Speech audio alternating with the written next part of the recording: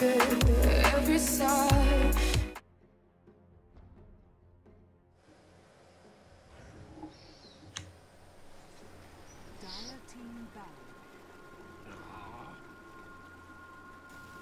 Zenith's turn.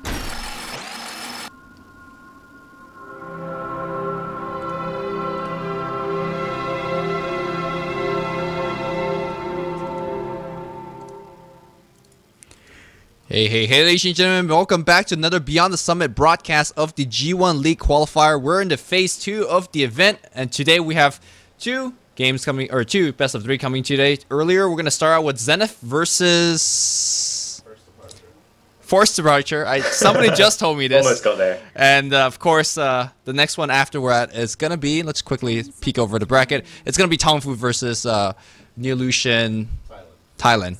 A lot of Neolution. We saw another one. We saw the international version today, or yesterday. We're going to see Neolution Thailand after this. But for now, best of 3 series between Zenith and First Departure. I'm Luminous, and of course, we're joined by Godz. I think this is your specialties, Godz. So kind of fill us quickly up of what these two teams is about and exactly how they like to play and draft.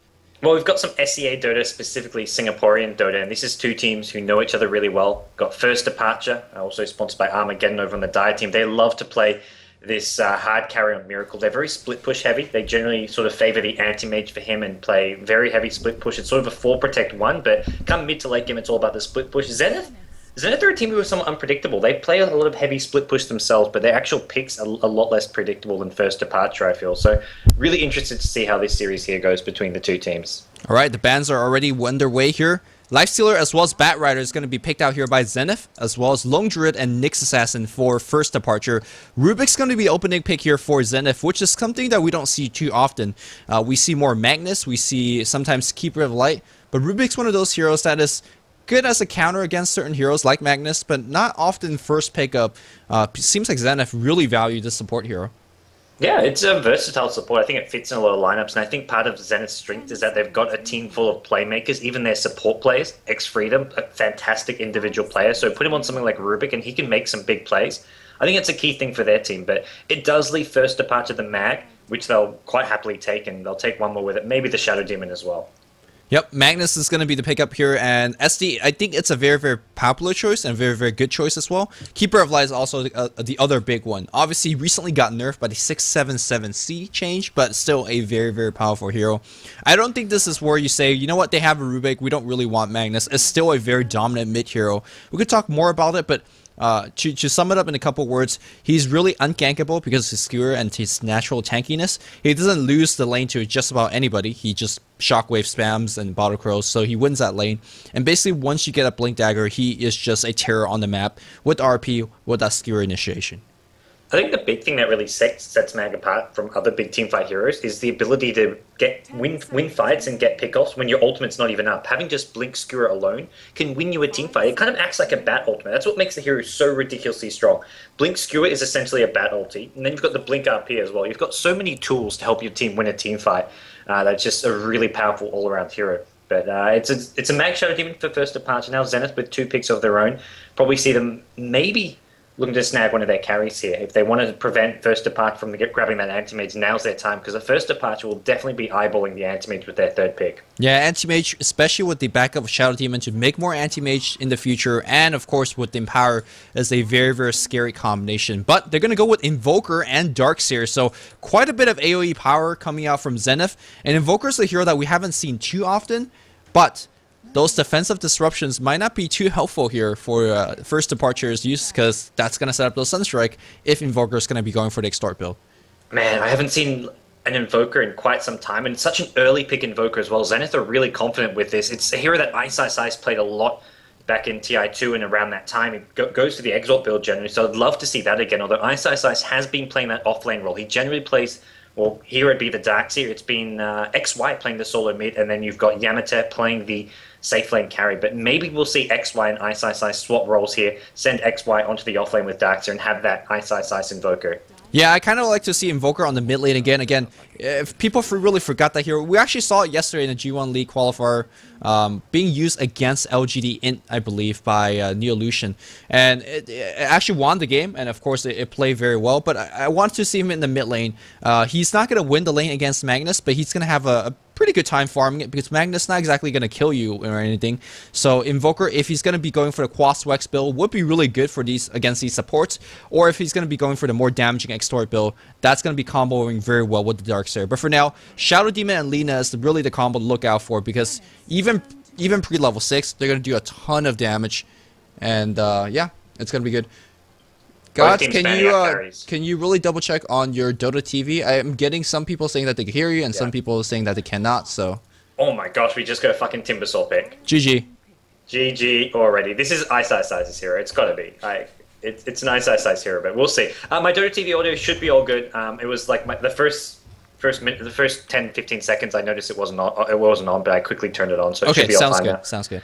But holy shit, we get a Timbersaw. There was a YouTube video up on Reddit where Aosin +4. Aosin +4, yeah, the team that actually picked it. And I don't know the result of that game, but he is a very, very fun hero. I mean, I personally don't think he's a good hero, at least for the competitive scene, because despite doing a lot of parry damage, I think every single one of his spells do parry damage. He just doesn't have any good disable or crowd control. But in terms of these Southern East Asian games where the team fights are so hectic, I mean, he's perfect, right? Yeah, I feel like this is an actual hero which fits the Southeast Asian Dota scene metagame so well. It's a really tanky, hard-to-kill hero. He kind of just flies around just killing shit, being a complete menace and really annoying. And it's a perfect Ice hero. I mean, the guy's a huge little troll, but loves playing these fun, hard-to-kill heroes. And I'm questioning where we see the lanes go now. Timbersaw's sort of known for potentially being the offlaner, or alternatively playing in that. You can't really put him middle that easily. You want the side lane. They last pick Miranda. So I'm guessing we see a jungle Darkseer.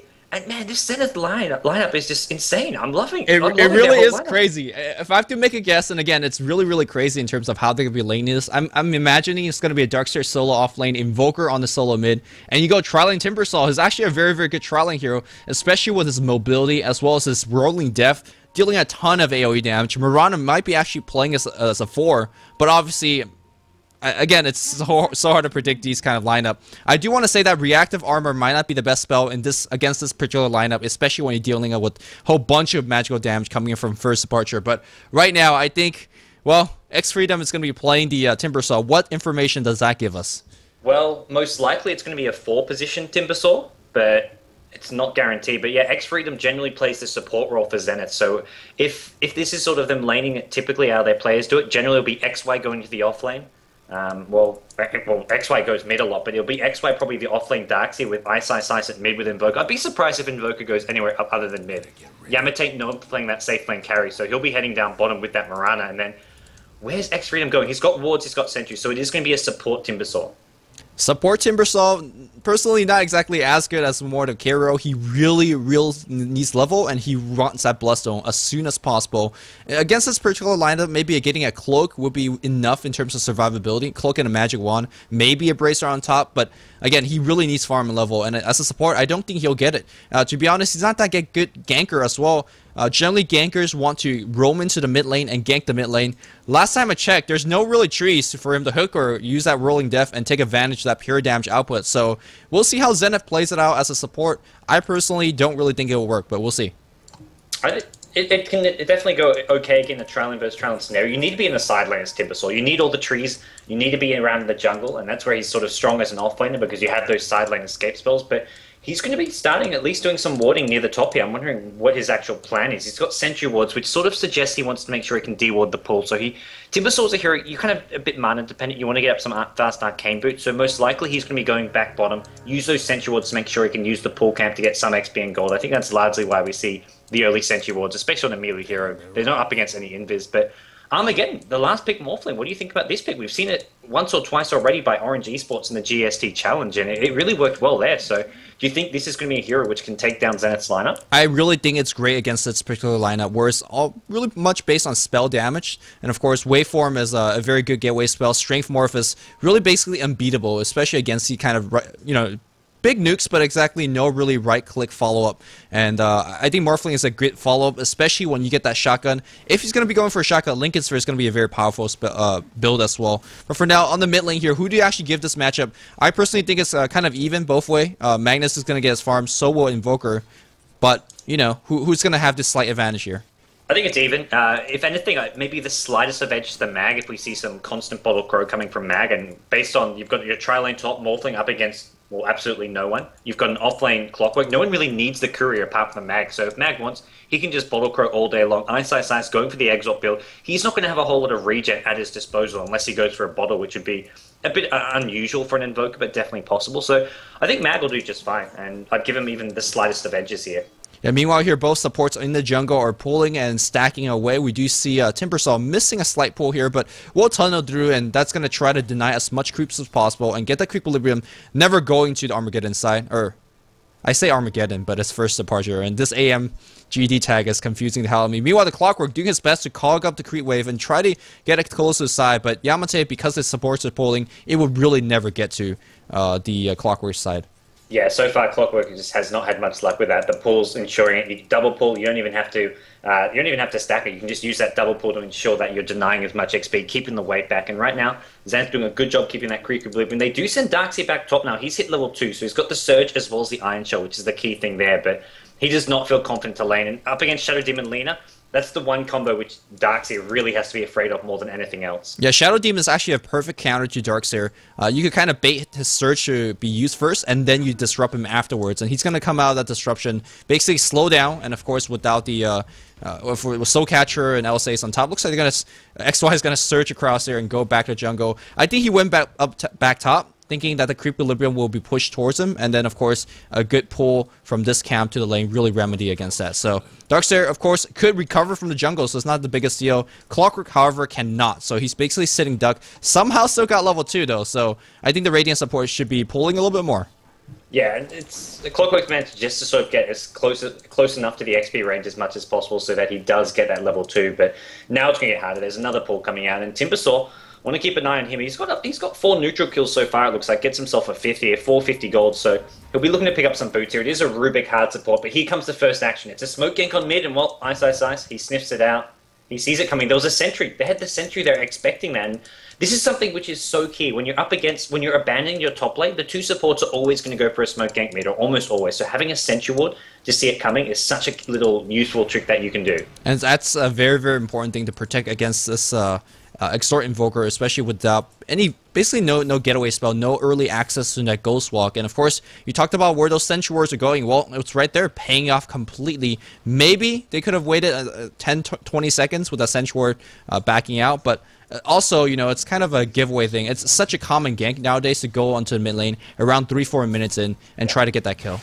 Yeah, even earlier when you've got absolutely no one up against you, Shadow Demon Lina, Invoker has no escape spells when he goes this Exalt build, but the Sentry Ward scouts everything out. Like you say, they're a bit early. XY now back towards the top lane, and he's come at the right time because this lane is starting to push out. Unfortunately, Lina is there with a creep ball just in time. So no action just yet because both teams essentially leaving their offlane and just to try and survive up against the strong tri-lanes. And the 2 solo mids, not really solo mids who can get active roaming around the map until we see Mag hit level 6, level 7. Invoker, definitely potential for kills around the map with the Sunstrike, but unless it's Darkseid getting caught out at top, you're not going to be getting kills. Unless it's the Clockwork getting caught out at bottom, you're not going to be getting kills on the tri-lane at top. Yeah, I mean, all they really need, Zenith, all they need is a telekinesis lift, and of course, Arrow's going to follow through as well as a Sunstrike. So there's a lot of magical damage coming out of nowhere. So the support heroes and any heroes on the dire side gotta be very careful. Mid lane here, they skewer in, and looks like the Invoker's gonna go down. We really underestimate the killing power, of course, with Magnus. You don't expect these kills happening, but with the Invis Room, he was able to get close, skewer in, and for the first blood. Yeah, if the skewer lands, it's all good to go. Ice is a bit surprised by that one. He was not expecting that to come in, and well, Pelosin gonna be pretty happy with that. I feel like Mag is just Pelosin's hero. I've seen him play this so many times. It's sort of where he excels in the mid lane, and faking some RPs now at mid as well. He finds himself up against a bit of a dual lane, but XY will scurry away now that Ice is back. And so far, we haven't seen any possibilities for Invoker to get involved in it. I think it's come because when there's no tri-lane versus tri-lane, if both teams just abandon their offlane, then where do you actually get those Sunstrike kills? Because neither team really going for ganks just yet. And Timbersaw, you mentioned earlier, he can't really gank mid, he can't really get all that active gank in the map, so this Exort Invoker is not really going to be finding any kills for some time. Which is okay. I mean, Sunstrike is a very decent spell walking into mid-game as well. That early access into Meteor with the help of the Vacuum is going to be the big damage coming out from the Invoker. But yeah, losing out on Sunstrike early on is basically a lost opportunity in my lane. Sometimes you even just say, you know what, if it's not going to be Trilane versus Trilane, maybe I just go Quaswex. Because crowd control in the mid-game, when these hectic teamfights going to be breaking out, that EMP Tornado is just so good. How do you feel about the Mirana as a character? Because right now we have Mirana and Morphling just dead even as far as farm goes, and I feel like Morphling is the much better hero to be even that free farm to. Yeah, he's definitely much of a better late game hero. It depends on what, you know, when this game starts to get hectic. If this game really starts to blow up in the next 5-10 minutes, I gotta favor Mirana, who does have better mobility, have, you know, a lot more useful spells, especially, let's not forget about Moonlight Shadow. That's a great ganking as well as a retreating spell as well. Morphling's gonna offer you that kind of carry power. Maybe 35-40 minutes in the late game. Now, don't underestimate form. It does do 325 magical damage, which is a high damage spell and a, you know, relatively low cooldown. But I think Mirana's got him beat in terms of magical damage output. Yeah, another gank attempt coming in from mid lane. Shadow Demon poking around, looking for Ice has not really succeeded in. We're not seeing the Mushi Arcane Boots Mirana build, unfortunately. The Arcane Boots into Shadow Blade. Yamate going for a standard bottle tread, so nothing out of the ordinary just yet. And I imagine if you go super standard, you look to build in towards something like a Yasha from here. Well, I just checked the gold graph for a tiny bit. It seems like the Radiant leading by a slight amount, which doesn't actually mean too much because it's just kind of lasted. It just means that the jungle here is a little bit more exploited here on the Zenith side, which, as you expect, the Darkseer is farming the lane, and Clockwork is, well, unfortunately not. So, again, Darkseer is now going to be roaming back on top. He does have level 5 and beat to speed available, but to be honest, I really don't think he can get in the lane at all. That disruption into LSA, into Dragon Slave, with Soulcatcher on top still has to be respected. He's going to try, but really, it's not going to be too much to his advantage. His script's going to get denied in the lane as well. Although, Double Iron Shell might have something to say against that, though. Yeah, I think he's just going to chuck Iron Shells down to push up the lane and be a bit annoying. He always needs to be careful. He's going to get caught by Disruption. Leaning a bit far away here for the Light Strike away waveform. Not even going to need the stun. The Soul Catcher gave some bonus damage, and Darkseer, he surged in. He surged into the creep wave for some reason and then couldn't get out. The Disruption was in range. Yeah, that's kind of those freebie kills that you don't want to give to the enemy supports. It's not about giving the kill to the Morphling, which, I mean, he was there for the assist goal, but it's the supports. The Morphling got the kill. Well, that's even worse. The supports were, you know, they're under level, they're starved in the jungle, trying to pull and catch up. Giving that free kill, that's a lot of XP that you cannot give away. A little bit of D-ward and warding action. X-Freedom looking to go up on top lane, maybe sap a little bit of that EXP, but again, you still can't really go in. Whether you have, you know, that Timber Chain or not, you're still going to get picked off quite easily after a disruption. Yeah, there is actually a Sentry Ward for the Radiant team. Like, I'm about to say, Timbersaw should be de-warding this here. He now decides to go. He's going to get a Sentry as well as an Observer with it, so good value for your money there. Meanwhile, top lane, the pressure is now starting to come on this tier 1 tower. Morphling taking a bit of damage here on the tower, but they're starting to look like they want this tier 1 tower. If they catch Darkseer with another disruption, he's going to die. Lina stun, Soul Catcher, there's more than enough damage to kill him off. So Darkseer XY has to be playing very, very cautiously. And here comes the backup in the form of the Timbersaw. Ooh, there's a disruption opening. LSA, free setup, waveform to follow. Dragon Slave, right click, there's a finished kill. Moonlight Shadow's going to get used. X-Freedom's on the run. There's a teleportation scroll. That's from Mirana. Let's see how good those arrows are. Well, no arrows follow-up, so a TP scroll being drawn, ultimate from Mirana being used, a kill still going the way of First Departure. Right now, Dire is looking very, very good. You got to keep in mind the First Blood also happened in favor of First Departure, and in these very, very slow games, Arcane Boots also done. He's close to his Blink Dagger. I mean, only, you know, 1,600 go away, which is going to come in about 5 minutes of free farm. Yeah, it's not bad for him at this point in the game, and more kills going the way of First Departure. Miracle getting himself another assist, and the TP from Yamate. This is just not a very good counter gank in Mirana. Sure, you can TP to help if there's a team fight, but the gank had already happened. The damage was already done. He just TP'd in, abandoned that bottom lane where he had some free farm. I guess they leave it for XY. So Yamate now goes to the lane where it's harder to farm because of his early good start. He's got the items. He's actually going to be going for his Shadow Blade. So we will be seeing the Shadow Blade Mirana once again, but it's an interesting rotation from Zenith. They bring Mirana top. And they got to get this kill mid. I mean, walking lift and then into arrows, pretty good. But again, he's very, very tanky. And there's a skewer. Here we go. The lift, arrow. Where's the Sunstrike? No Sunstrike necessary. A lot of magical damage being done. But getting that kill on Magnus was huge because he was getting a tiny bit out of control. But with that said, Mirana also took about a minute teleport top, walked around the enemy jungle. I'm not sure whether that kill ultimately was worth it, but if they could get this tier 1 tower, it could just be very worth it. But first departure going straight top though. They want to go for a counter tower of their own. TP from Darkseer, so he's coming back top trying to defend this. Immediately surges himself forward, and well, first departure aren't going to let their mid tier 1 tower go down without looking for a bit of a trade at top lane. Yeah, I'm not sure. Let's say both teams actually get the trade-off. I still think that it favors the Radiant team a little bit more because that mid tower a lot more important. But Magnus teleports in, a shockwave or two, and that's going to be it. Meanwhile, though, it looks like we're going to have a little bit of backstab attempt. Mirana is invis, and I think Shadow Demon is going to be the prize kill here. He's very low. Here comes, well, there's going to see Arrow, double Starfall perhaps, and there's a self-disruption. Sunstrike, there's a free dust that talked about, and there's a free kill, but looks like Timbersaw not tanky enough. It's going to get picked off. Mirana looking for that kill. There's the Iron Shot on top as well, but here comes the Magnus with the big RP available. Are they going to go in? Nope. Radiant backs off. Looks like Yamate still hiding away, looking for that arrow setup. He really does not have the follow-up. Here comes the support coming out from the Rubik as well. Mirana still has to leap. He's going to leap away, and that should be it for the engagement. Yeah, he gets out just in time. At this point, Pelosi would happily use an RP just for a solo kill on the Mirana. Morphling just getting so much farm, and if you kill that Mirana, well, it's even more space for Morphling to farm. Morphling with 3.5k gold. If we were looking at a Linken's build, we probably would have seen some pieces by now, so maybe we're looking at a straight Ethereal Blade. Otherwise, Miracle, I feel he needs to start looking to pick something up fairly soon, and he's got so much gold to do that with. Mirana, we're looking at the Shadow Blade coming up soon, but Morphling is starting to pull away from the Mirana as far as farm goes, getting some assist gold at top, so Morphling starting to get a bit of an edge as far as the carries go. Yeah, I mean, earlier you asked me about how the two carries kind of match up against each other. The way that Yamate played in the last 5 minutes or so really does not favor their playstyle and how the two carries match up. You talked about the 3.3k goal, and the fact that he hasn't spent anything means he's not going for Linken.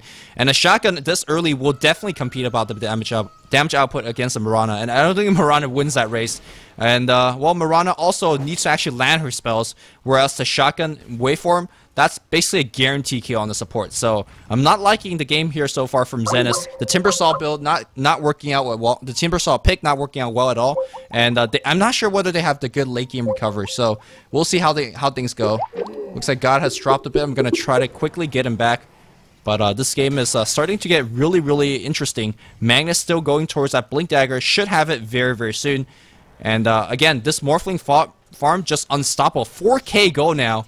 I mean, this could be one of those old Chinese Morphling build where they go straight Black King Bar early on as well. You're trying to reach but is currently...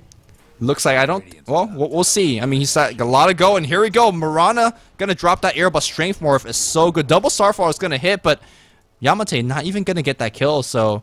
Yamate perhaps overestimating his own damage output. I felt like he's got the Claymore for a long time as well, and he really needs to finish that Shadow Blade. Shadow Blade doesn't actually make Mirana an intense ganker like it would make a Shadow Fiend would. So I'm not liking this spell either. It gives you the damage, it gives you the attack speed, but at this point in the game, I think Mirana really relies on her magical damage output, and so far it's not too effective.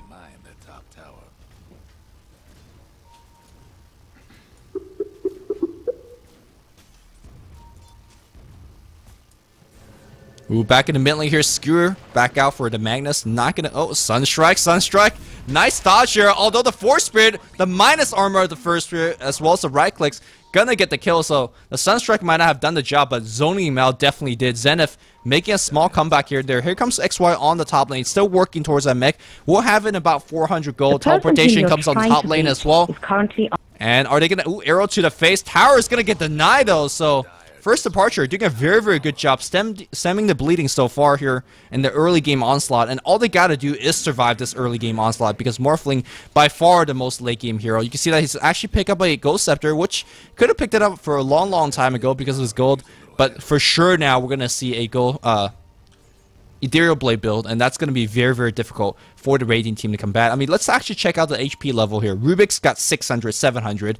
Timbersaw's got 800. Mirana's got 800. Invoker, a little bit tankier with the Yield Scepter even on top with the 1000. Darkseer with 1000 as well. Once the shotgun build comes up, all of these guys are going to be dead. You got to keep in mind that there's a Soul Catcher to even further amplify on it. And of course, there's a huge, huge nuker in the form of Lina. So once EB comes out, not going to look too good for Zenith. Obviously, Zenith is the more experienced team, if you will. And they're definitely in these situations they were down behind before. Meanwhile, RP's going to get dropped on the bot lane. They're going to try to kill Ice. It's a RP just for a support. Not sure it's worth it. Timbersaw showing his worth right now, but that's spammable Chakram. Unfortunately, unable to really clip the extra damage here on Magnus, and he is going to be survived. This is like the third or fourth time where Magnus is involved in a big team fight and still comes out alive after doing his work. So, but Zenith trying to get these kills. Their spells are very spammable, which is the nice part. You could really engage against a forced departure, especially when their big RP is down. When the Morphling still does not have that shotgun available, which by the way he's very close to. So Zenith's got to do something big. They're taking down all these tier 1 towers, which is going to be nice in terms of finishing that mech.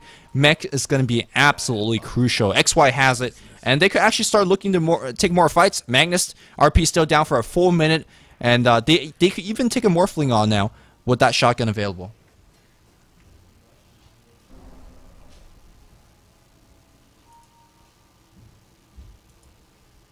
Radiant's mid tower's getting banged up.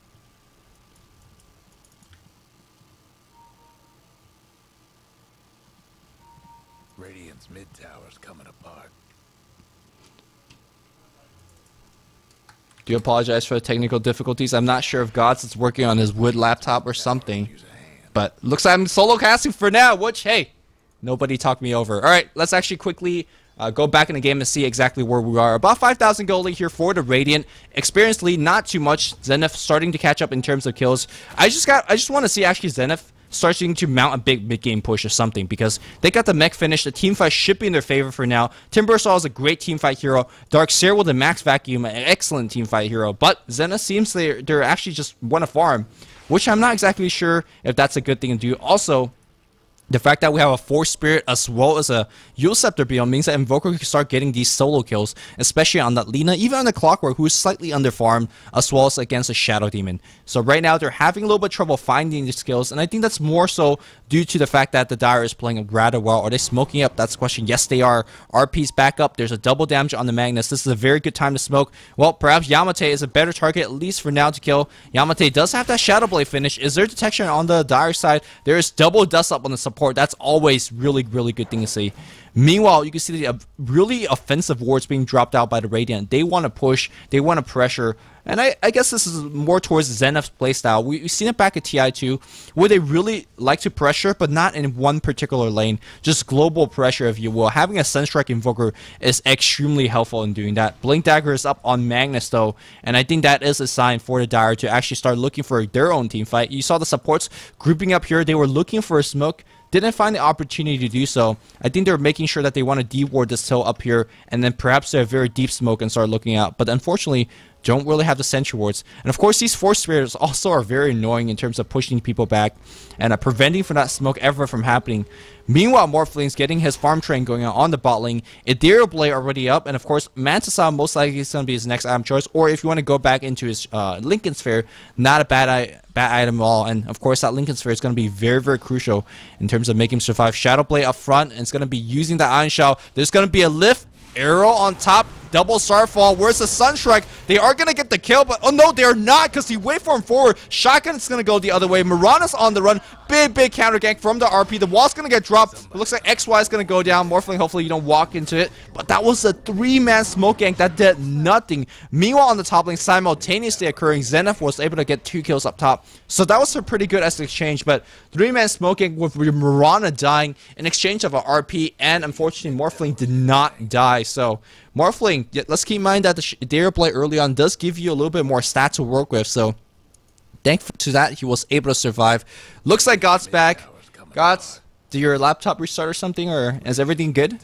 Everything seems to be good. It overheated for a second, but hopefully it's cooled down. I've missed Miracle shotgunning some people, it looks like, which makes me sad. Yeah, man, it's not only him shotgunning some people. He was able to survive against the 3-man smoke gang, and he was also to bait out, quote-unquote, a big RP from the Magnus, who does have his Blink Dagger finish. So right now, in my opinion, first departure is quite ahead. Let's quickly check on the goal graph. It's a 5,000 goal lead for Zenith, who's been rising the map pretty well, but you can see the goal is really dipping down. I think the big difference between the two teams right now, just looking at the CS, is that for First Departure, they're all in on this Morphling. After the Morphling, there's a big drop-off. Mag is doing all right as far as farm goes, but the other three, Clockwork, Lina, and Shadow Demon, are really far behind. With Zenith, it's a much more even distribution. Their three main farmers, Mirana, Darkseer, and Invoker, all are sitting on over 100 creep kills, so they've got a much greater farm distribution. Even their two supports are looking pretty good. Yeah, farm distribution be damned though, because last time when we saw Mushi on that Morphling, he just out late game carries about any hero. Morphling's perhaps one of the latest hero in the map. And of course, if you look at the supports on the Dire side, they don't really need gold that much. Now, obviously every hero wants gold, but Shadow Demon will always be a Shadow Demon. Soul Catcher will always be good. Lina will always nuke very hard. And Clockwork's still going to be very annoying. And it's going to have his mech up as well. So I feel like if there's a lineup to lack farm in, maybe First Departure's lineup is that it's going to be that. All they really need is that Blink Dagger on Magnus, and they should be really basically set the entire team. Yeah, and Mag's got quite a good chunk of gold on top of the Blink Dagger, so we can look towards him starting to build that Refresher Roll.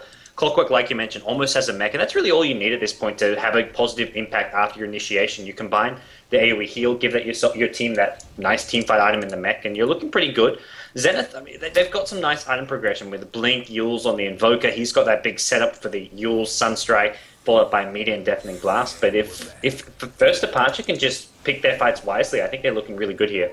Yep.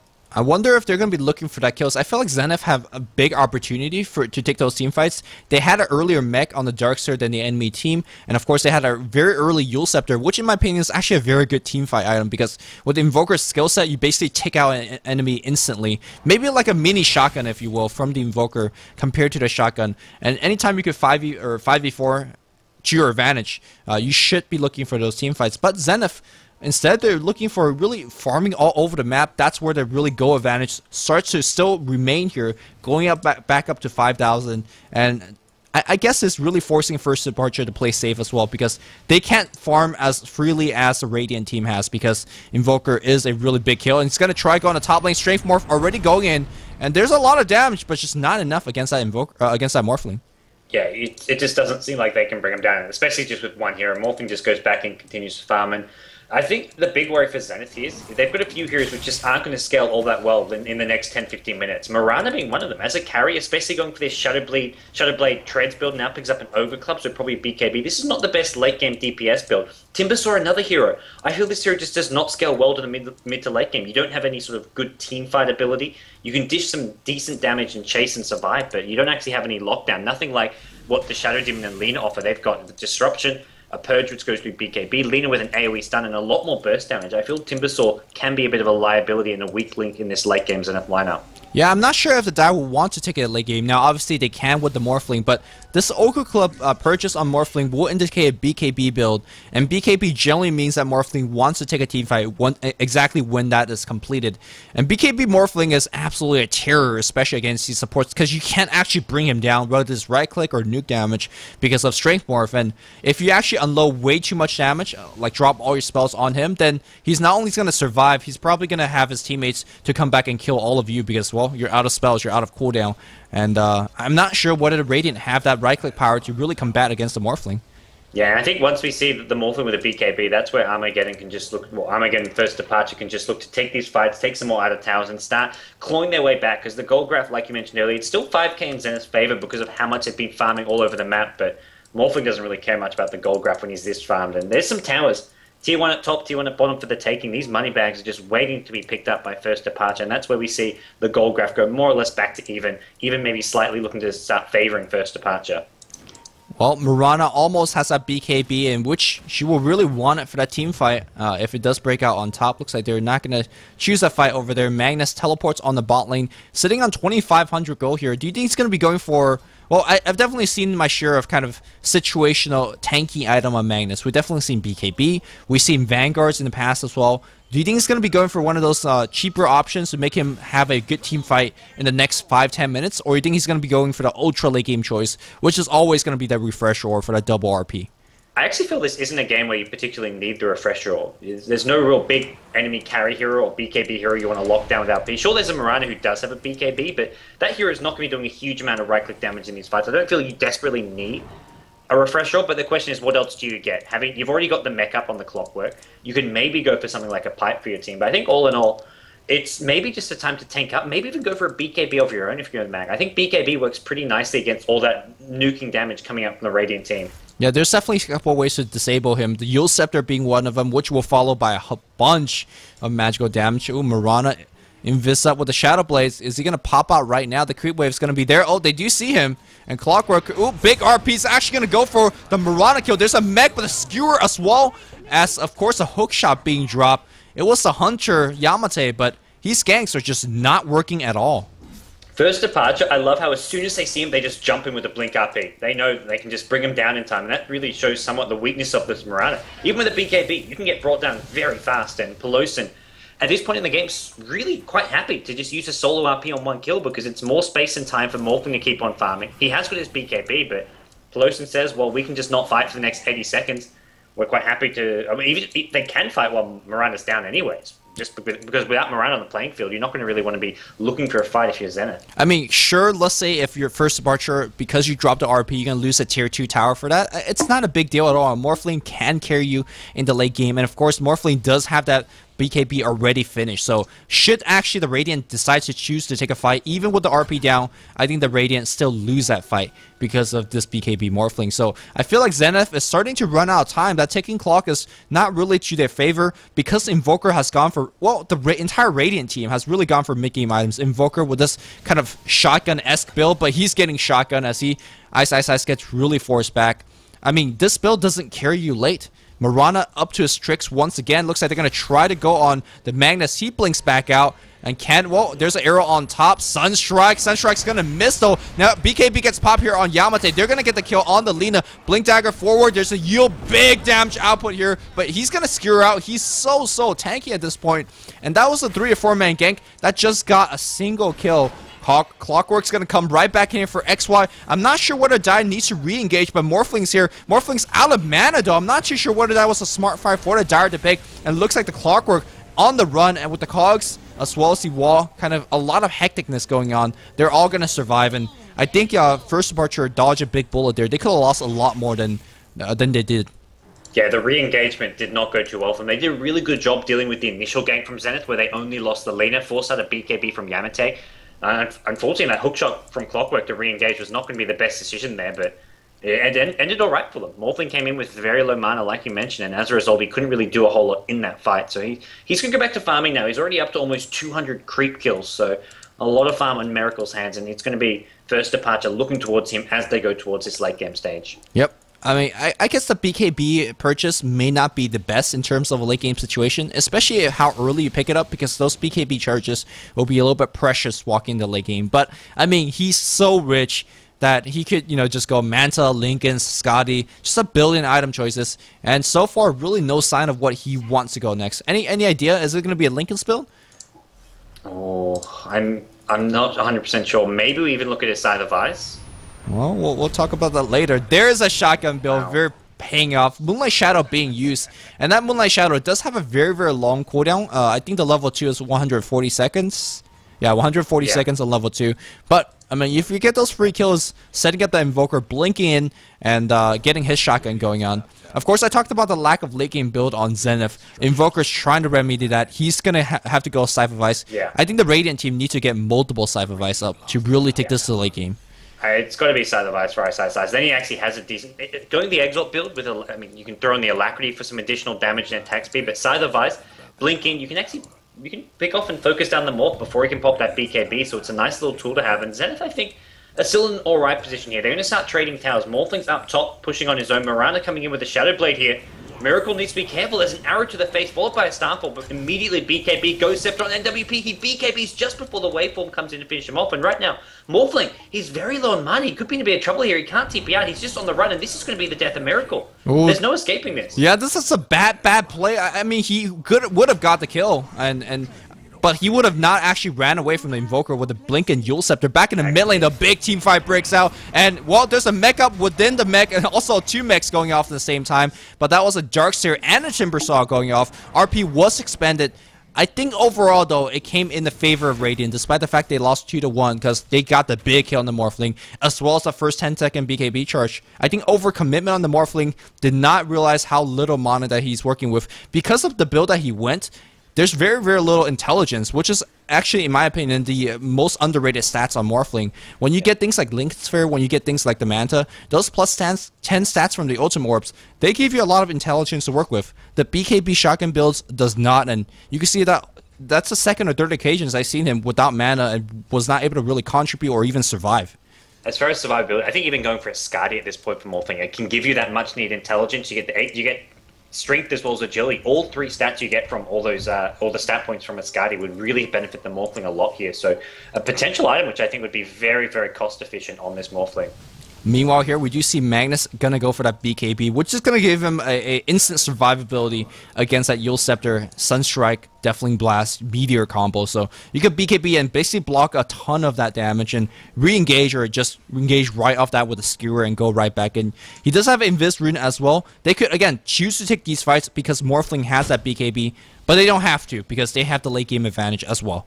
Yeah, and Mag is actually a higher level than the Morphling at this point, something which First Departure, considering how much time Morphling spent solo farming, pushing these lanes, you wouldn't really expect. This Mag has played incredibly well, and if it wasn't for that, I think First Departure would be actually in a bit of trouble right now, because with it, how well Invoker's scaling towards the late game with a potential Scythe of Ice, Morphling alone won't be able to carry this late game. You need some big plays from this Mag, and the 2 supports on the First Departure side, well, they're both looking like 5-position supports. You haven't really got that 4 position getting some farm, neither with Arcane Boots, neither with any sort of Force Staff or Ghost Scepter. And for First Departure, it's a bit of a concern going late game when they've got 3 very underfarmed heroes. Yeah, the Radiant has definitely made use of the jungle, and in certain cases, the enemy jungle as well. Smoke Gank on the mid lane, and looks like we're going to see a Blink RP. Again, they don't really care about using a single RP on Yamate. BKB or not, if you get chain stun, you're dead, and that's exactly what they did against him. Roshan, by the way, is available. I'm not too sure whether they want to use that for the Roshan, but if they do, they gotta push out on the bot lane first. Ice is still a very intimidating hero,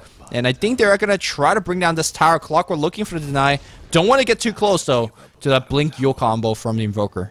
Yeah, and I think Zenith there made a nice little trade. As soon as the Mag uses the RP to kill Miranda, they say, okay, it's safe to push bottom. They've got 4 there. Morphling was pushing top. Sure, he can TP in, but there was no real danger of Zenith having anyone get picked off once the Mag RP was on cooldown. So they get themselves a tier 2 tower, and they're also maybe going to defend this tier 2 top. It doesn't actually look like it. Morphling comes back in, and the Ice is not going to be able to get this deny. So Morphling finds himself at tier 2. So First Departure do get the trade. Morphling playing a little bit aggressive here. He should be fine, though. Although... Got a replicate. Yeah, there's a decent size of chunk damage. He's gonna fade back here, and an immediate strength morph. I felt like the Dire almost miss a beat there. Mirana was dead for a lot of time here. Invoker ported to defend the tier 2 up top. I felt like that was a free Roshan if they went for it immediately. Now they're gonna try to go back for it. They will not have RP backup, at least not exactly right now. But Mirana on the other side is back, and of course Moonlight Shadow is not a spell, as well as the Darkseer is not a hero that you want to really take in a fight near the pit. So I felt like they could have had Aegis on top of the Morphling now, and they just missed a big opportunity. Yeah, the Dire team do have this gem on the Shadow Demon to help deal with the Moonlight Shadow, but I definitely agree, you don't want to be looking to go into the Roshan pit while Mirana's back alive and the entire Zenith team are ready to go. Mag does have RP back up now. He's got a regen rune to give himself some mana, but we have to see how he looks to play this. Zenith, I think, in an alright position here. They're going to have to play this well from here on out. And I still feel, I mean, we got excited about this Timbersaw pick, but we haven't really seen Timbersaw do much. He hasn't died. He hasn't really done anything, though. That's really the big issue with this hero. It's just not really being justified as a pick just yet. Yeah, I mean, he has set up a couple of decent ganks, especially with Chakram, but again, I mean, other heroes could do very similar things as well. So he's working on the Bloodstone, which is the item he desperately needs to actually do a thing in team fights. But it's coming in such a late time that the Dire really hero don't really care. The BKB on both Magnus as well as Morphling, and if you kill the 2 supports, Lina and Shadow Demon, well, they're under farm support anyway, so you're not really getting any kind of a very meaningful kill, if you will. Yeah, no, I agree there. And Zenith, well, for now, they're looking to keep playing this farming game. Scythe of Ice is up on Ice, so he's going to be looking for some pickups. He actually TP's bottom, and he's staying hidden, so he's maybe expecting someone to come pushing. Morphling just there with an illusion, so if there's a Blink Scythe, he's going to be in for a bit of a surprise, and I think he realizes that Morphling is not doing enough damage. At least he should. Speaking of Morphling, another 3k go in the bank. Morphling was able to survive those combo from the Invoker to about, I don't want to say 40% of his health. But the issue is that there's a Scythe on top now, so that 40% of health, if there's any backup, they're really going to go on that illusion. Was able to pick off. I mean, if the Radiant has any backup with the Invoker combo, Morphling actually dies to the Scythe right after the big combo. So Morphling, you got to be very, very careful where you go. And of course, you got to be very, very trigger happy with the BKB, because if you mistime it, you're dead. I like what he's done. He's not sitting on full agility anymore. Even though he's gone for the shotgun, he's sitting on about 35 base strength, just because he even goes up now to about 43. He's saying, okay, I can die to this Blink Side of the Vice very easily, and especially when he doesn't have backup, he's going to make sure he's not sitting on 0 base strength, because he needs the extra HP to survive that Side of the Vice initiation. Well, the Radiant trying to farm back up. I guess that's one of the weakness of the under-farm support, the 2-5 position support that you talked about, the Shadow Demon and Lina. They can't actually freely farm their own jungle by themselves. They always have to hold hand with the carry, because if the Invoker finds you, they're basically dead. Meanwhile, having supports that are a little bit more farm early on, and having like things like Timbersaw and Rubik, they could actually survive if a gank comes their way. There's a blink on Rubik as well. Timbersaw obviously has a chain, so they could actually go farm the enemy jungle and mostly not pay too heavy price, even if they're getting ganked. So I think we're gonna starting to see the Zenith having a more well-rounded team starting to pay off. Yeah, very well-rounded team as far as farm goes, but I still feel Shadow Demon and Lina are 2 supports, even with little farm. They can do a lot in the late game, Shadow Demon especially, and I feel even this farm Timbersaw is maybe going to contribute a lot less than a potential Shadow Demon or Lina contribution. I agree with that. So, yeah, I mean, this game's not really going anywhere, and well, pickoffs. Yeah, they're gonna try on Magnus. Magnus not popping that BKB because the Sunstrike, the big bulk of the combo missed, so he doesn't have to. But again, if you fail a gank like that for Zenith, no big deal. I mean, the cooldowns is so low. You try back in about 30-40 seconds, and eventually gonna get that 1 kill. It's really up to, for now, the First Departure to do a little bit more structural damage, to get a little bit more farm on the more. His item set was nice 20 minutes ago or 15 minutes ago.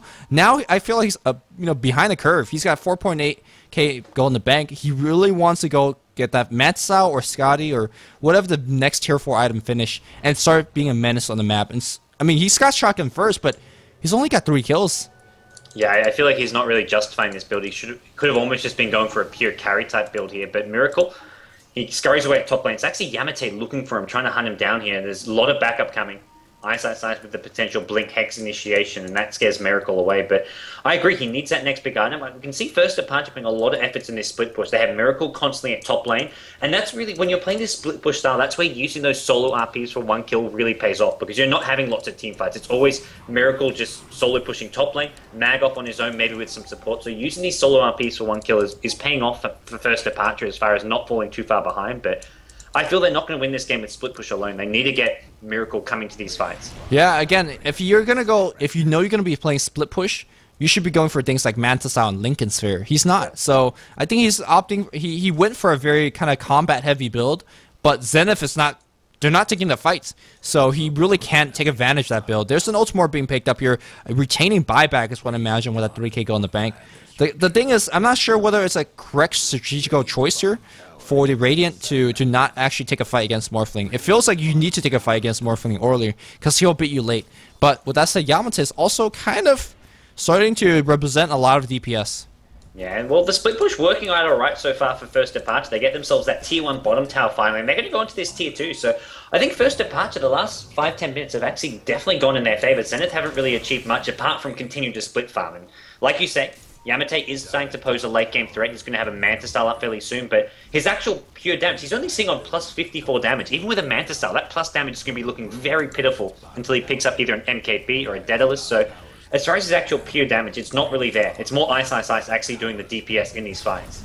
Well, there's a tower getting traded from both top and bottom. I think tower trades and definitely favoring the Dire team a little bit more. If you look at the gold chart, it was the 5,000 gold lead for a long, long time, but Morphling, a lot of gold being concentrated in him and him alone, really starting to pull things apart. Magnus starting to get a decent amount of gold. He's got 5k in the bank. Haven't really looked.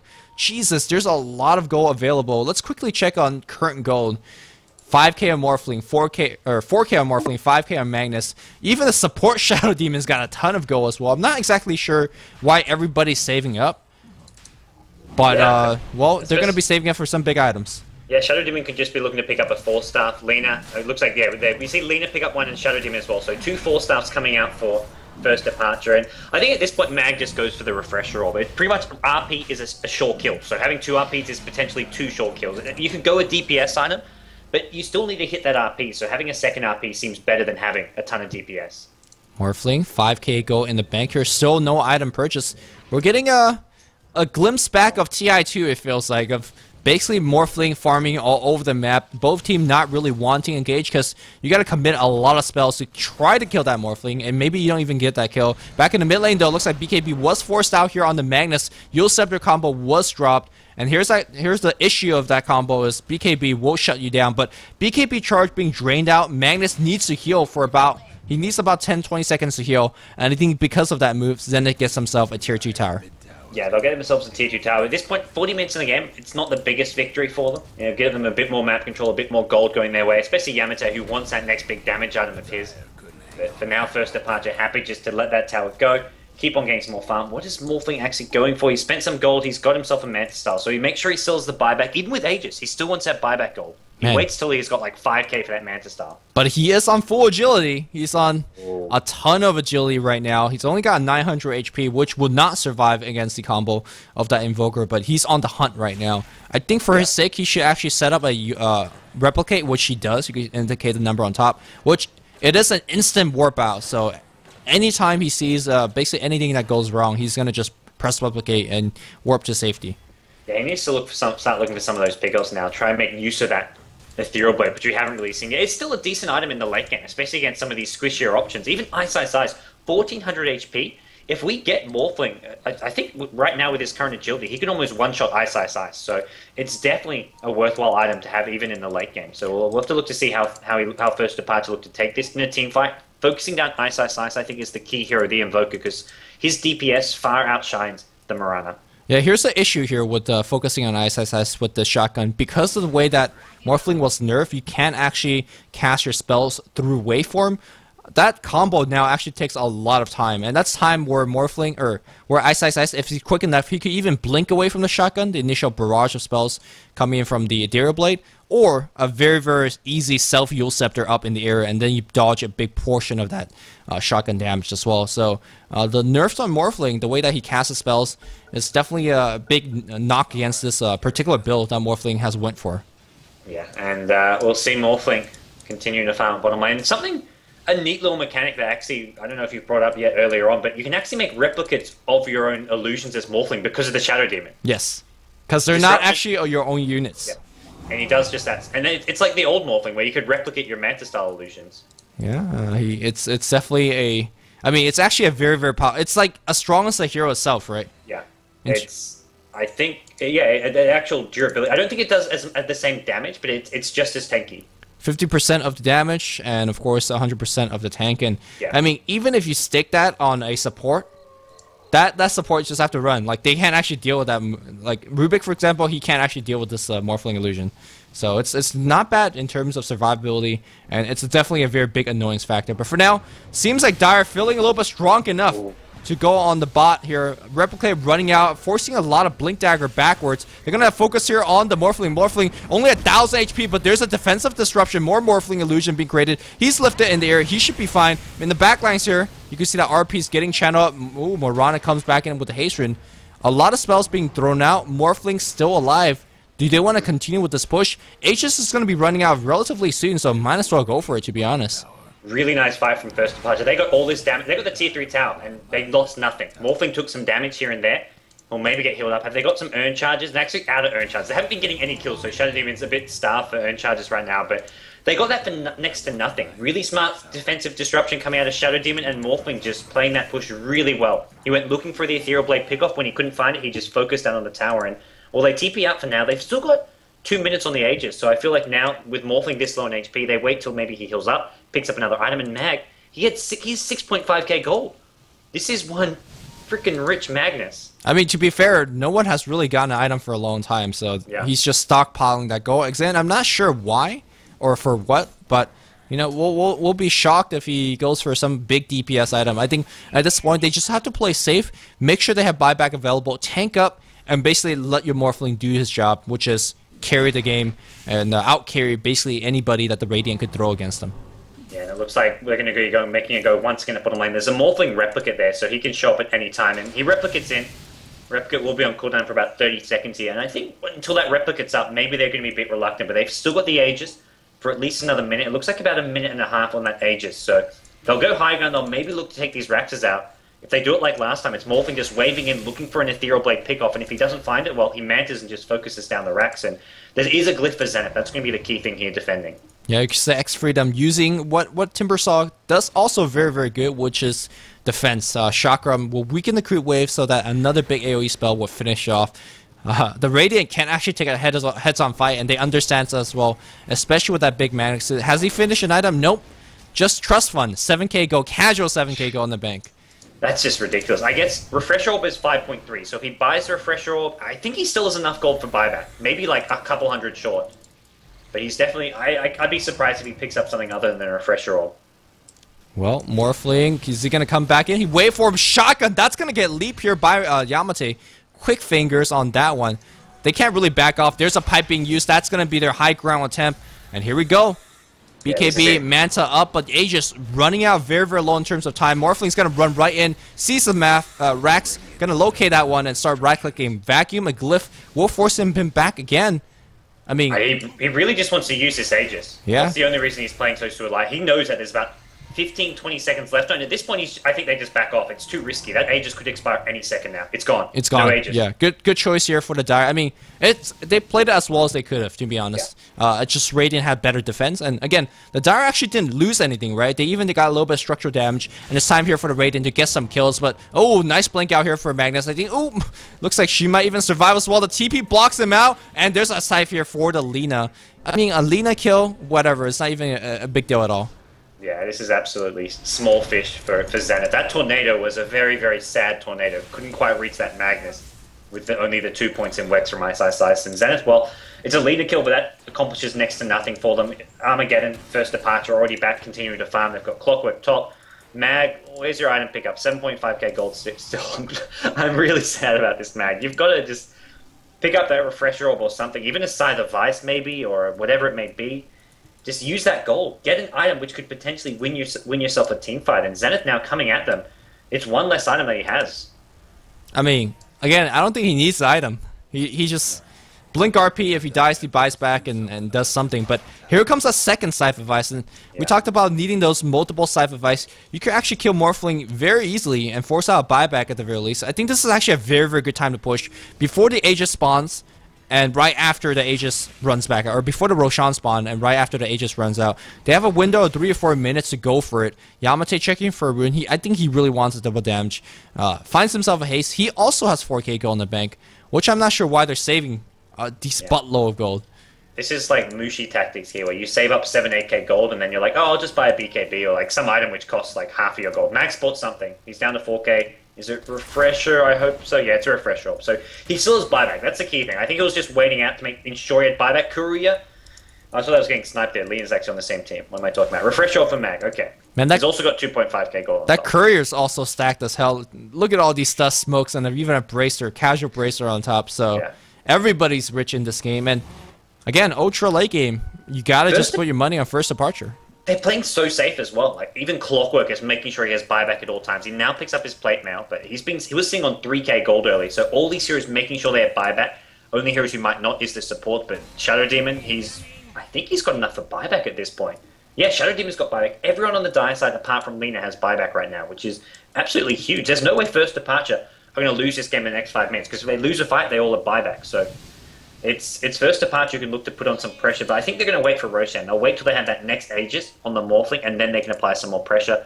Morphling with an ultimate orb. I think this one's for a Skadi. I think if you're going to go Lincoln Sphere, you'd get it earlier on, but it's still good late game up against all those side of ice, so maybe it will still be a Lincoln's. Yeah, Lincoln's is not a bad choice, although I think you do go Skadi here. Again, retaining that buyback, making sure that nothing will break you. Are we watching like LG China versus Tongfu or something, or watching a Southern East Asian game? Because I'm not sure. Yeah, this does not feel like Southeast Asian Dota at all. It does not at all, man. The picks do. You get some crazy picks going on, but then... But they're rising with these crazy picks, so it's like, okay. Yeah, I think things did just not go according to plan for either team. I think the one pick for Zenith, which just didn't really fit in that well, was the Timbersaw, of course. And I think it would have worked better if they had a different carry, a more aggressive carry to either push with or go for ganks with. But Mirana's a very sort of passive style farming hero.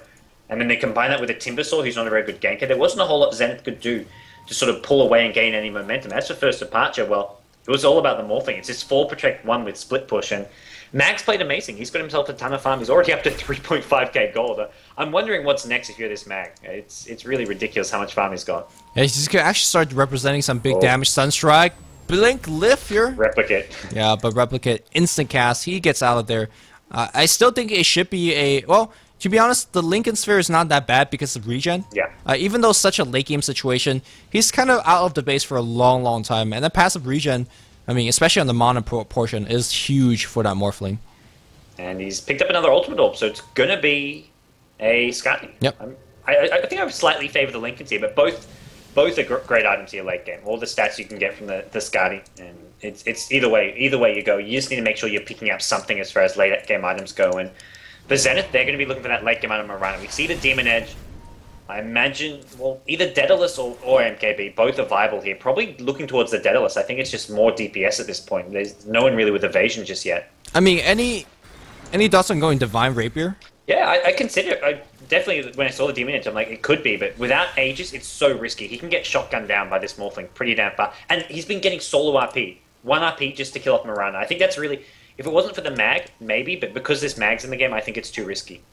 Here we go, the Radiant smoke up here, and unfortunately Ice was not included in that smoke, and, well, arrows being drawn, they want to take a fight. The Dire team smokes up there as well. Roshan is back, so whoever wins this team fight is going to have a huge lead in the game. And, well, Iron Shell, I love Iron Shells like these where, well, unfortunately it ran out. Warrior slowly pushes the wave. Looks like they see the Magnet Cypher Vice. They gotta kill him instantly. The thing is, he's got buyback. Arrow's gonna miss. He pops the BKB, and where's the skewer? He's looking for the RP, walking back and forth. Solo RP right now against XY. XY is very tanky, but they popped it before he popped the mech as well as the Scythe, and Morphling BKB up, doing a lot of work, but our counter RP here from the Rubik, and it's just not enough though, because Morphling is just so tanky. It deals a ton of DPF. X-Freedom doesn't even feel like he's tanky at all. He's gonna get brought down a couple of right clicks. Morphling is the survivor and the winner of that team fight. Entire Dire team is back alive because there's a buyback from Magnus, and I think that's a team fight that the Dire was looking for. They could easily go back to the Roshan pit right now, take that Aegis, and basically just push for the racks and win. Yeah, and you can see how powerful that refresh orb is. Mag was looking for an RP for so long, and finally like, I'll just solo RP this Dark Tier. I've got 2. And once he used that first RP, Zenith sort of go onto him, and then he gets a big 2-3 man RP. And even with RP stolen by the Rubik, it wasn't enough to turn the fight around. Rubik does still have the RP though. That's going to be the big thing here for Zenith. They've still got that RP up in 50 seconds, so they can look to take a team fight using that. He's got a Blink Dagger, so Zenith have the potential to take a team fight of their own, especially catching First Departure by surprise with this. They are going to go into Roshan. It's hard to contest this without Darkseid, but it's definitely possible. And a 5-second arrow onto the Morphling will slow this down quite a lot. Yeah, and here comes the Moonlight Shadow for the initiation. Chakram gonna be on top with the whole team. They really want to commit. Meteor gonna get dropped as well. BKB gets forced out on the Morphling, but he does pick up the Aegis. Here comes the big map Marana. He leaps back out, and here comes the Morphling as well. Self-use for to survive. They're baiting out a lot of Morphling stuff. Ghostwalk gonna be used as well. There's just no detection here against this Radiant team. Morphling running back and forth. His replica is running back out in a bit. They do see Ice though. Ice gonna get hit. Oh, but he's gonna run out. He's gonna have Blink Dagger. He should be fine. A lot of punches being traded. Oh, hook shot. No hook shot. It wasn't cooldown. That last rock. They would have loved to get that pick off because he's still got RP for quite some time. And if they catch him, make sure he no longer has that RP in the next fight. It's a big pick off for First Departure. It's not often you say 52 minutes in the game that picking off a support hero is a big deal. But when that support hero has RP, it makes a big difference. And, well, First Departure still ahead. They've now got the Aegis on Morphling, so they can look to take some more risky pushes here, especially with Ice's buyback on cooldown. So if they can find this Invoker, bring him down fast in the team fight, then suddenly, who's left standing? You've got Darkseid maybe, you've got the Marana doing some damage, but the other 2 heroes aren't going to be offering a whole lot. So I think First Departure, now's the time to strike. The iron is hot. They've got to go soon. They don't have to. Wow. Morphling's getting maxed out, man. Yeah. What items? He's actually is maxed out at this point. If he wants to be holding an Aegis, he's got no further item progression. Yeah, he's got a Treads on the courier, which I imagine he'll sell. What he can do, maybe exchange for a new BKB. You can always dump more gold into that, and of course, you drop your wards. You know, if, buy wards for support, buy those smokes and dust. Hey, they definitely need a couple of Sentry wards in that engagement. But yeah, I think it is time to go. I mean, they are so annoyingly powerful now, and I really don't think Zenith could take a fight. Excuse me. Yeah, and Zenith, well, where do they go from here? They're going to be looking for another Scythe of Vice coming up on the Timbersaw, who just needs that Mystic Staff.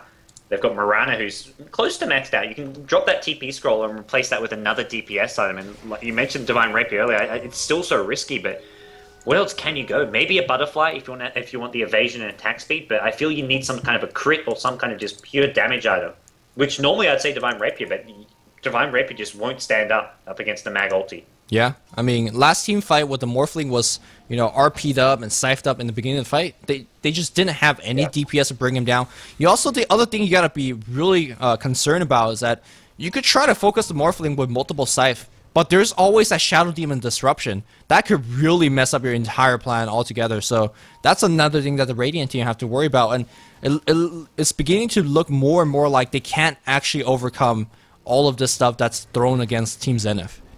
Yeah, it feels like Zenith at some point just are lacking damage. You've got Mirana, who's not the best late game carry, Invoker with all this farm, but it's not really making all they've got is the lockdown from the side of Vice, but apart from that, their team fight is not all that impressive, and I feel the only thing that's going to maybe help them, which they can rely on to win a team fight, is having an RP stolen and having Darkseid hit a big vacuum wall of Replica. Without that, there's very little hope for them going late game, especially when it's First Departure controlling all these Roshan fights. I love what First Departure are doing. They send Morphling top, 4 bottom. Morphling actually get hexed at top, but there's no follow-up. That was just sort of a teasing hex. I think Darkseid maybe thought it was a Replicate illusion as well, but he wanted just to immediately dispel it, but it's not the case, and well, the Replicate's actually at bottom. That's what you want to be hexing. Yeah, Hex does have a long cooldown, so, I mean, this could be a 10 to 20 second opening for the Dire to go in, but again, Radiant is defending very well. When you have things like Fable, all of Invoker Spell, Chakram, oh, it looks like your Morphling, just wait for him, Zen says, alright, I'll bring the fight straight to you. Looks like they're gonna vacuum back in as well. RP's gonna get dropped, and it's gonna be stolen. That's gonna be a big question. Defensive Disruption being used right now. Clockwork getting focused. They hex up the Magnus so he doesn't drop the second RP. Oh, force that back out, but the arrow of the Mirana gonna bring him kill. It looks like they're gonna be going on the chase. Does Rubik have that mag? Oh, he does have the RP. Where is he? He's going to be blinking forward. Looks like Shadow Demon's going to get picked off as well. This chase being extremely effective. They scythe up the Lina. Lina's also going to get picked off. Morphling and Clockwork are the sole survivors. And Morphling already on top of the thing, pushing top lane. He's also got a run though. But a big win here for Zenith. And a win that I didn't think it was possible, to be completely honest. Yeah, that was a really surprising turnaround. It's all the side of the Vice. It's allowing them to focus down these key heroes. The Mag, who can't get off that second RP. Rubik actually steals the first RP, so if you hex him up fast enough, helps Rubik out a bit as far as making sure he can catch that RP and steal it. And Morphling, he quickly realizes all he can do is go top and look for that split push. And I think the big issue is here with the Morphling. He goes diving in front first, but he's not finding any target to Ethereal Blade. He has not been able to shotgun anyone in this team fight.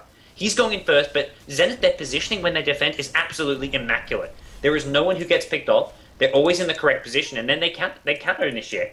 The Mag RP, the first one maybe hits 1 or 2 like it's meant to. It's the follow-up RP which is meant to hit a lot, but Zenith, the Signs of Vice, they're always there and ready. And, well, Miracle back bottom, he's going entirely for a split push style of game. He realizes that fighting Zenith head-on just isn't working. Well, he can always go back and defend, and when he does, he still have Aegis up in about a couple seconds. Is he going to be waveforming in? He will see a couple of heroes. BKB gets popped. He's trying to outdo this backdoor region. He's trying to do it. And I think so. I think he can. The backdoor region actually stop, but he's actually going to relocate back out. BKB charge down the drain, and ton of nice damage on the melee barracks, which is pretty nice though. But yeah, he definitely doesn't want to overstay his welcome. I like how he doesn't even try and shotgun down Ice there. It's 1700 HP. You've got what, a ton of 250 agility. You could do at least about 1500 damage there, maybe with a shotgun with a waveform. But he doesn't even try. He just says, "I want this Rax." At least it starts chipping away. It gets it down to below half HP. And that was just with a Replicate. He can do rinse repeat. Even though his BKB is getting down nice and short, all he has to do is time that Replicate out so it always comes on time. Yeah, I almost feel like the Dire's playing overly cautious. I mean, Morphling's such an innately tanky hero. Sure, you're respecting the double scythe, you're respecting that lift. There's still RP up, on the Radiant side, so that's a lot of spells that you normally is afraid of. But, I mean, come on. You had the Aegis, you have buybacks, you have enough gold to buy out Microsoft, it feels like, but just don't want to go for a kind of a YOLO Rax. But to be fair, to be honest, how much does a Rax even mean at this point?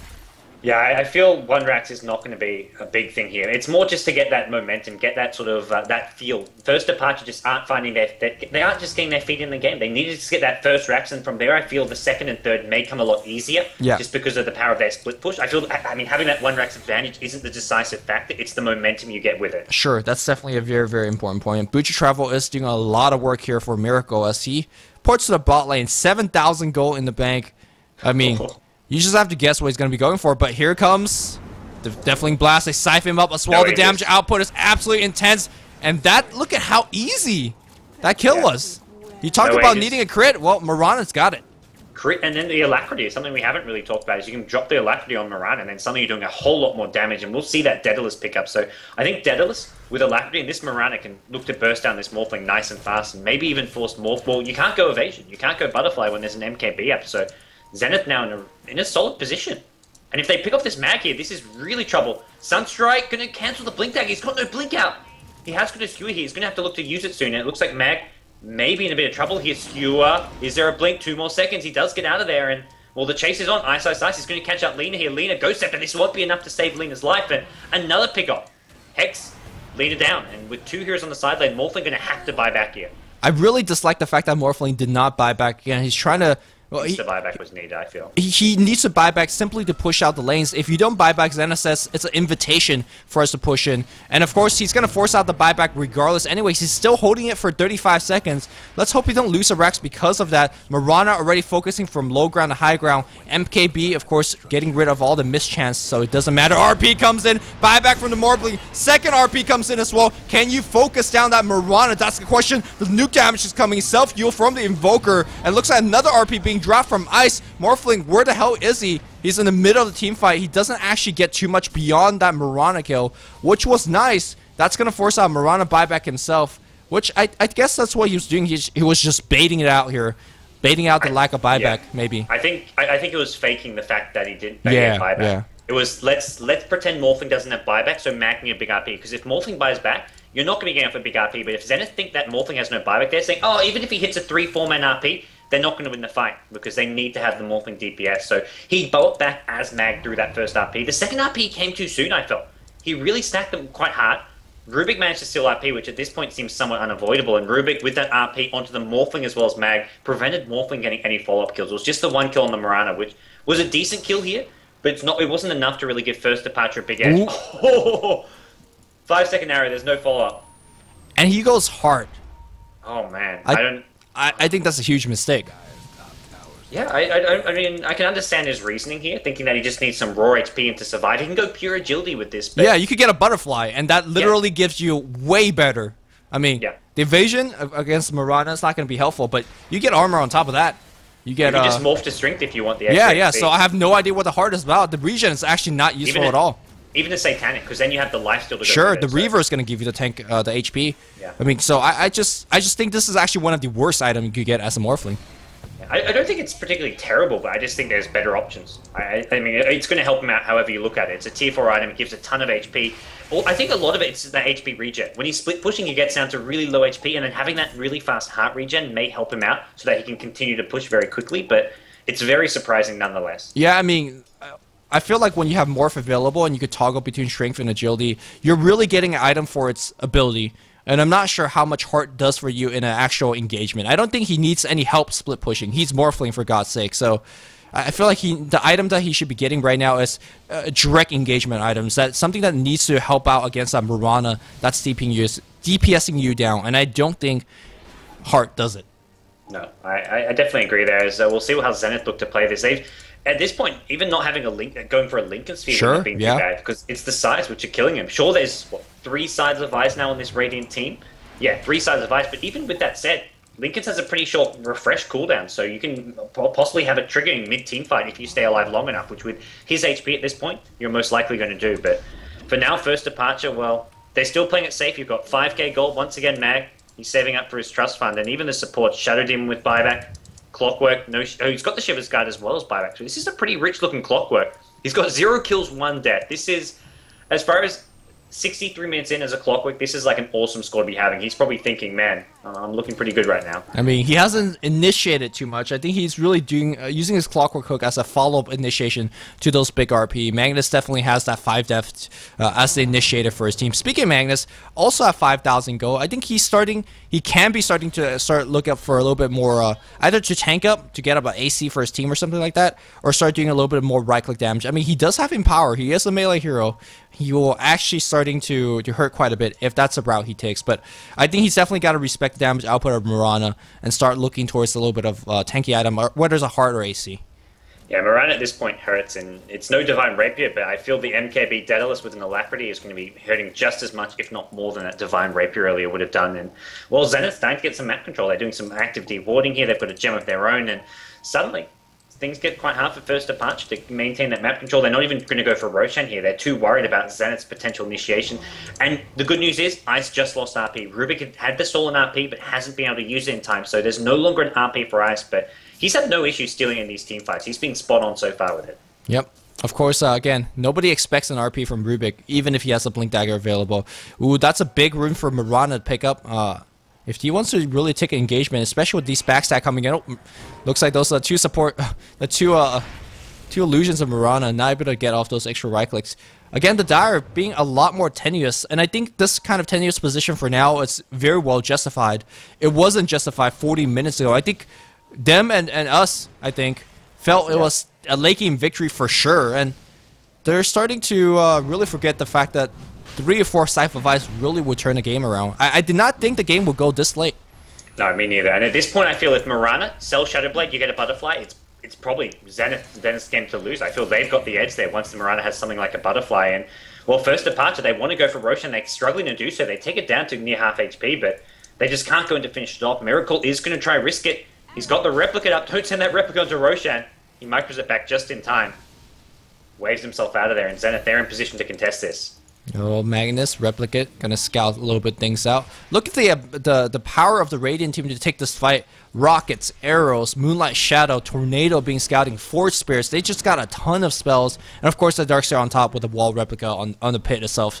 There's a lot of ways for the Radiant to fight this Roshan, and despite how strong Morphling is, gonna pit by himself. And this Mag Replicate, I think it's designed to maybe bait out a side of Vice, but there's 3 sides of Vice. You bait out one in a Replicate, Zenith's just say, well, oh well, we've got 2 more. If Mag tries to initiate in, if we get him with one of those other 2, they're looking just fine. So I feel you don't really want to be replicating Mag. Sure, you want to bait out those sides of Vice, but that's only going to bait out 1. Morphling up to no good on that bot lane, starting split push, but it's actually Mirana that takes out. Oh! Agent gets snagged up here by the Ruget. Cheese comes in from Morphling, but Morphling loses so much HP. RP number 1, he's got to buy back instantly. Why is he not buying back? He's not buying back, he's leaving his team. There's finally a buyback, but that was really late. RP, second RP should be ready to go if he wants to refresh that one. He does, but Mirana's on the backstab, and he's going to get that kill. He pops a BKB. That's not going to do anything. And I think right now the Dire team is dropping the ball big time. Here comes the big bad Morphling. How much is he really going to do? Focusing on XY. XY is going to drop, not before he drops a vacuum though. Where's Mirana? Mirana disengaged, and he leaps back as well. I feel like with the RP down, Zenith should recoup and then just go. First Departure used so much there. Buyback from Morphling, Mag, Refresher Orb, as well as a buyback in his BKB. So much is on cooldown, but Zenith, they're not really in a position to push. They've got the top lane some momentum, but look where their heroes are. They've got Timbersaw bottom. Mirana is farming some neutrals right now, so then they're just going to play this even later. They're not looking to end the game just yet, but they are proving that they have got the superior late game at this point. Once they got past the initial late game, now that we're in the sort of ultra late game, so to speak, it's Zenith who have the stronger hero composition, even with heroes like Timbersaw, who aren't really late game heroes. But when you chuck a Scythe of Ice on, suddenly this hero does a lot.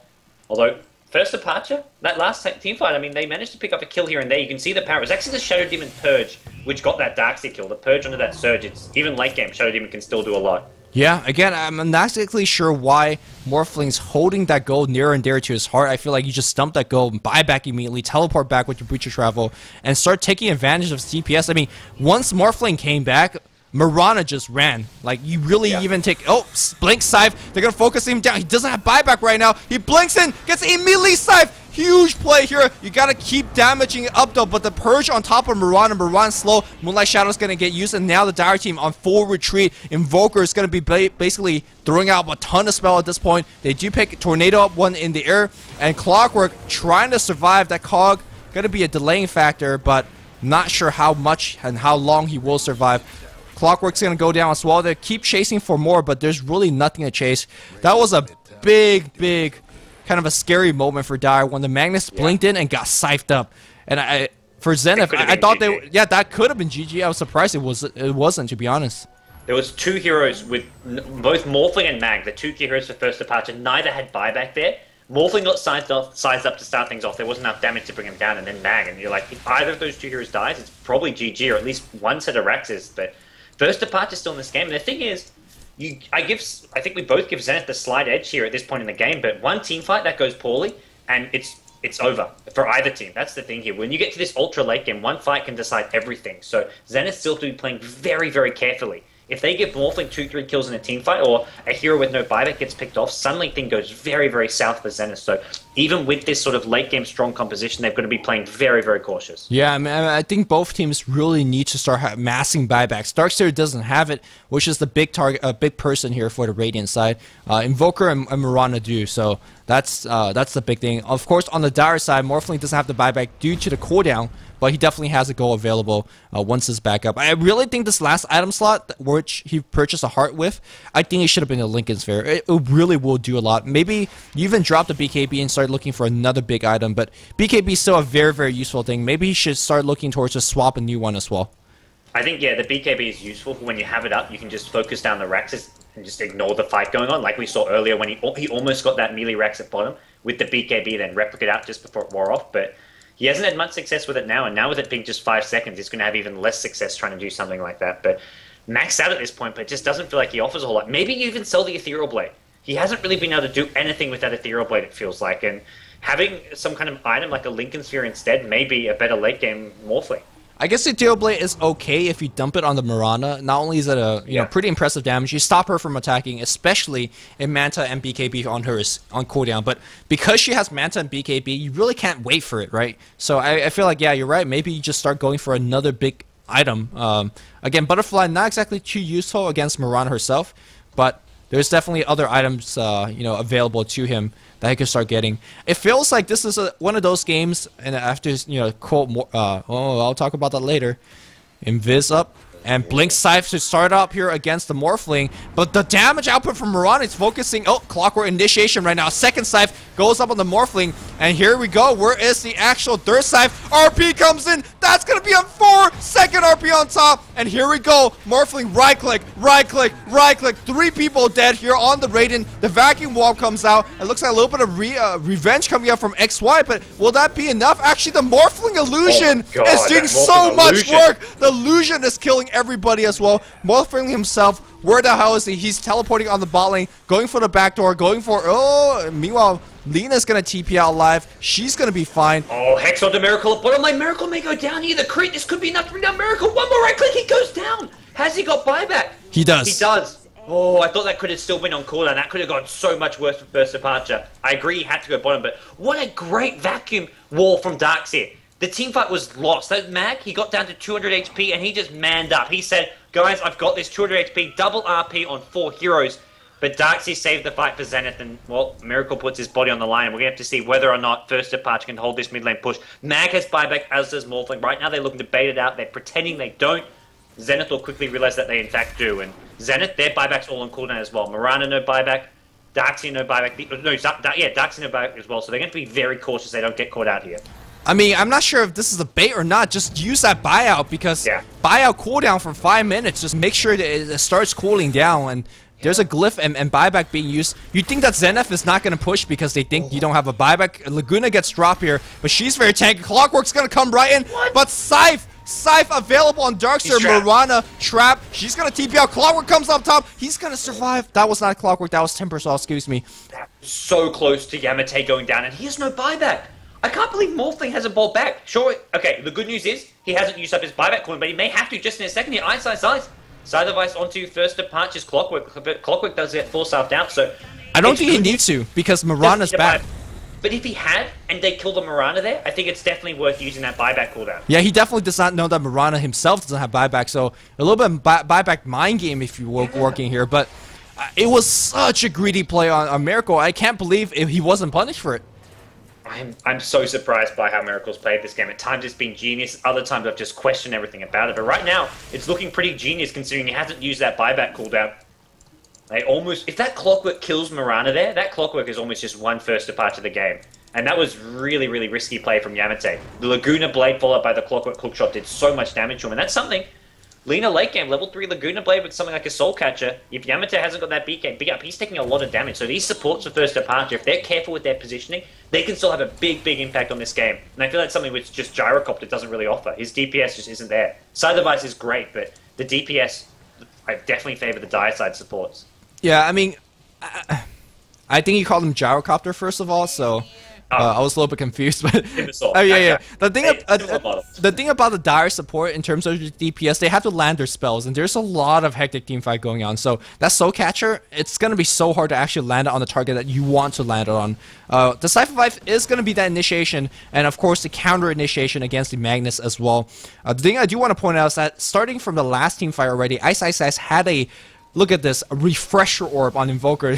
I mean, there's a limit on how quickly you could cast his spells, and Ice says, alright, I still need more cast, and he's really looking for it to have that second Deafening Blast, which is going to be good against Morphling, the second Scythe of Ice, which we saw, so that adds quote-unquote a fourth Scythe to the team, which is going to be very, very helpful. But here's a huge item pickup for me, XY's Acceptor. Because those illusions, they do 140% damage output. And of course, when you have a stack Morphling like that, that's your carry hero. It's not even Yamate at this point. It's XY's Morphling illusion.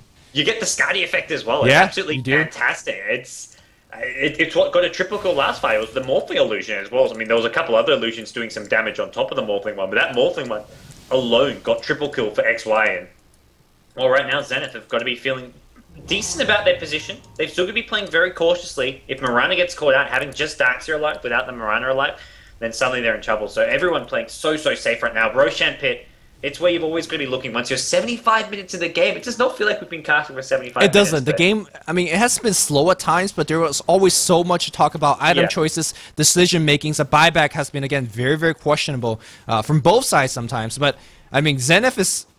I thought they were out for 35-40 minutes in the game. I thought they would lose it for sure, but because first departure pushed so slowly, Zenith right back in it with multiple Scythe. And Mirana's being maxed out for a long time as well. Maybe she's starting to look for a BKB herself.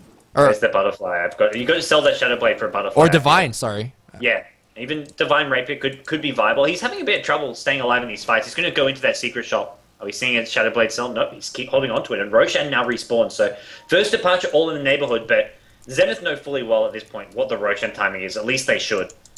And first departure going to poke around in there, and this is going to be the key thing that we look at. At least it could be, but at the same time, both teams with buybacks, both teams with the ability to just go for a complete reset. And at the same time, it's going to be first departure, not worrying about Roshan until they get that split push going. They're not going to go for Roshan unless they've got maybe 2 lanes pushing out that Zenith has to be defending. Go experience charts, net worth even doesn't really it's not even meaningful to bring up at this point. I think buyback is really the most important graph for us to look at as well. Gold per minute, EXP per minute, again, quite meaningless. It comes down to positioning, it comes down to smart item acquisition, and this game might end up in a kind of a big stalemate for a long time. And good thing that there is at least a 2 or 3 hour break between this best of 3 and the next best of 3 to come up, because I feel like we might actually need that time today. Yeah, especially if this goes to 3 games or something. I mean, they've proven once they can have one really long game. I'm wondering what we get to see in the next game. Yamate's bought something. It's going to be a Satanic. I think this is the other item, which is really nice instead of the Butterfly. You either need the Satanic or the Butterfly instead of that Shadow Blade.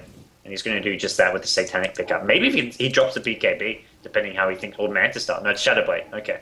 Yeah, I guess Satanic really will let him to start trading hits with that Morphling. Morphling might not win that fight, actually, especially if he times that Satanic in a very good timing. So, holy crap, this Morphling, 10k gold. You get a new BKB for one thing. Yeah. Unless he's looking to replace one of his items and needs the gold for it, which when you got 10k gold ball, you can do that already. But get a new BKB, man. I'm not sure why he isn't.